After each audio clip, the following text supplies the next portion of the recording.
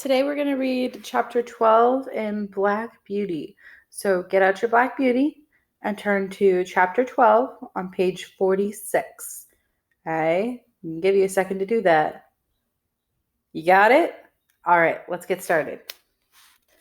One day, late in the autumn, my master had a long journey to go on business.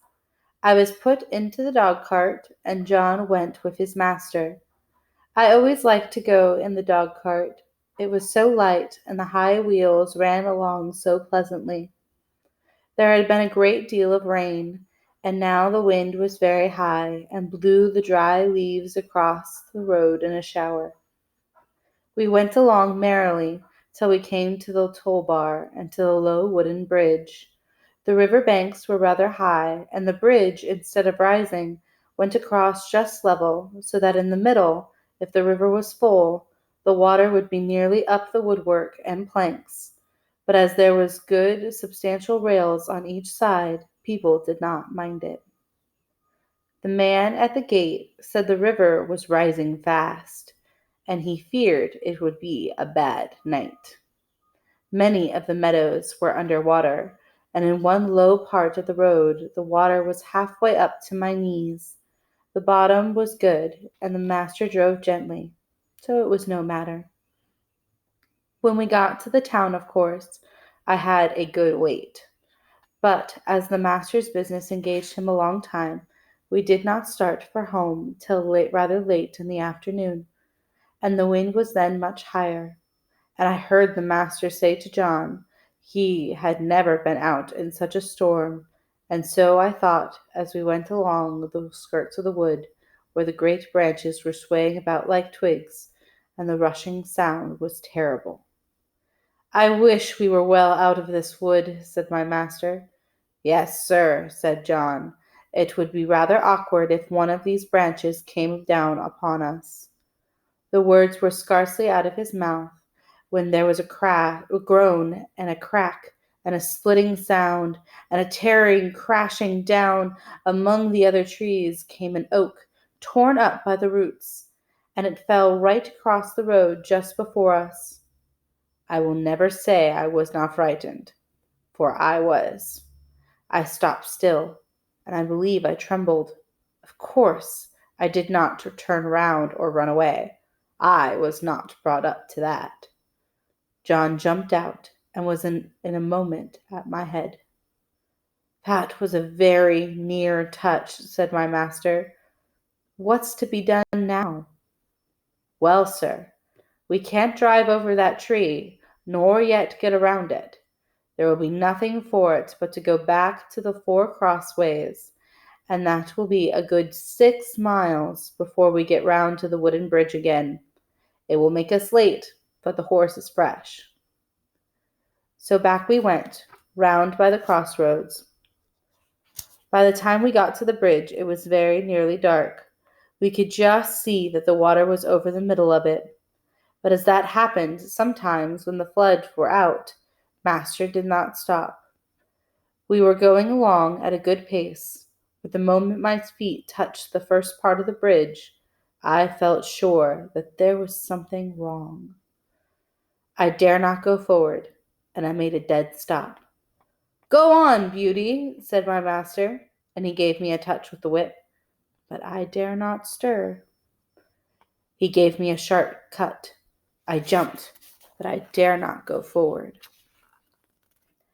"There's something wrong, sir," said John, and he sprang out of the dog cart and came to my head and looked all about. He tried to lead me forward. "Come on, Beauty, what's the matter?" Of course, I could not tell him, but I knew very well that the bridge was not safe.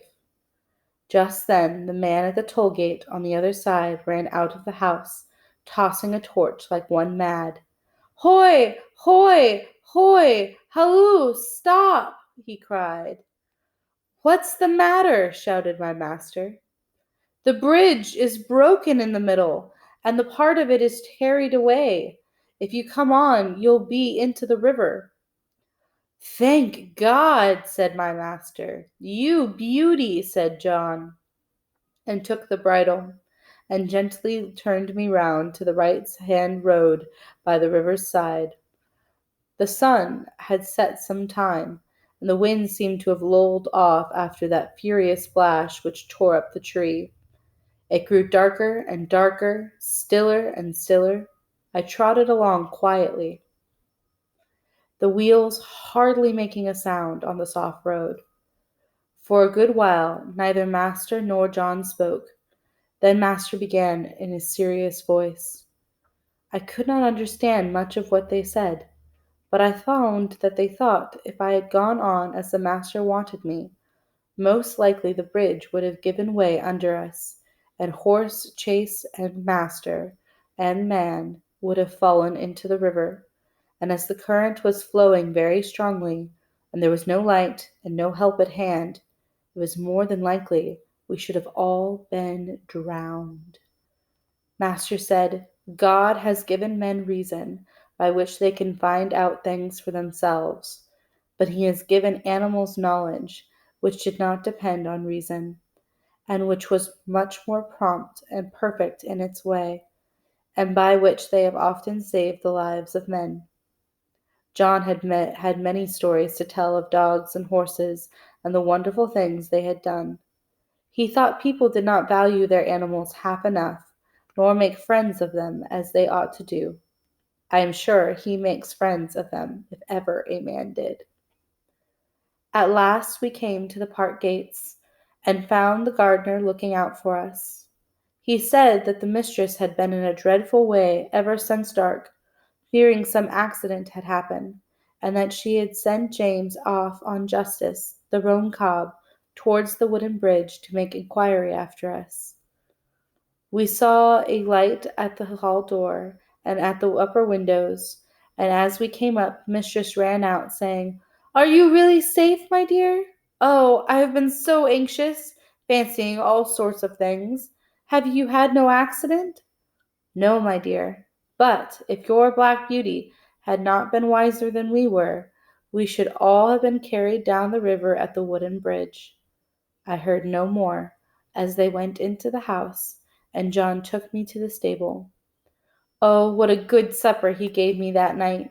A good bran mash, and some crushed beans with my oats, and such a thick bed of straw, and I was glad of it, for I was tired. All right, so we had a couple of dramatic things happen in that chapter. So first, we have Black Beauty pulling the dog cart going along the road, and then all of a sudden, a tree just falls over because of the wind and the storm that's going on and blocks the road. That's why they can't go along it. So then they have to turn around and try to find another way to get to the bridge. So when they finally get to the bridge, Black Beauty won't go on. And the master is angry at first. He's like, why won't you go on? I need you to go forward. But Black Beauty doesn't, because he knows that something is wrong. He doesn't necessarily know what is wrong, but he knows that something is wrong, and he dare not go onto that bridge. And then they find out that the bridge is broken, and if they would have gone on the bridge, they all would have drowned. So Black Beauty actually saved them. And then the master says this on page 48 at the very bottom. Master said, God had given men reason by which they could find out things for themselves, but he had given animals knowledge, which did not depend on reason, and which was much more prompt and perfect in its way, and by which they had often saved the lives of men. So the master's reason was telling him that the bridge was safe, because it's a bridge, and there was no reason for it to be safe, to be not safe. So the master was thinking, oh, well, I can go across the bridge. But the horse said no, because he knew that something was wrong. He didn't reason it out. He didn't know exactly what was wrong, but he knew that something was wrong. So the master is actually calling animals wiser, and he calls Black Beauty wiser than we were on page 49, than them in that moment, because he knew more in that moment. And then John, on page 48, starts talking about all of the different stories of animals that saved their masters. And there's quite a few stories of animals alerting humans of intruders into their home or getting people out in cases of fire. So there is quite a few stories of animals saving their owners from harm.